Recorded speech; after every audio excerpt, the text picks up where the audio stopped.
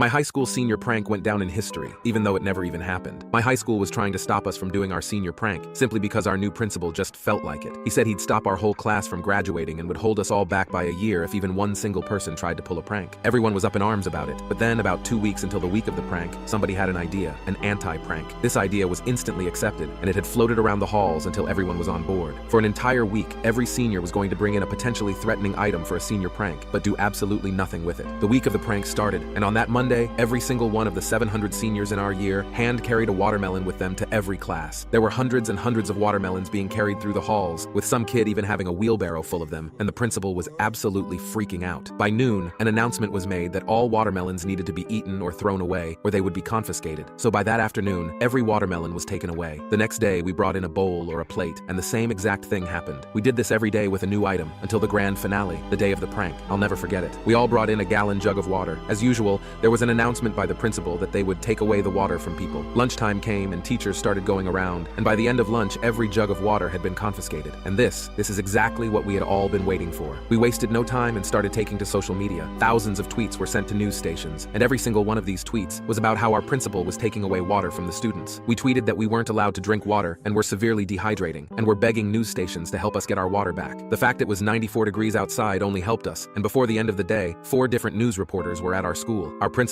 was beside himself. I'm pretty sure I saw him running to the staff bathroom to throw up as he saw the reporters at the doors. He wanted to stay indoors, but he was advised by the assistant principal that not responding would only make things worse. And so he stepped outside and was instantly swarmed with questions about why he would torment his students. He tried his best to explain what we had been doing the whole week, but was severely unsuccessful. I'm guessing the stress of everything caused his brain to malfunction, because in between answering questions, he whipped out a bottle of water and took a sip. A picture of him doing so was captured, and the very next day he was on the front page of the local newspaper.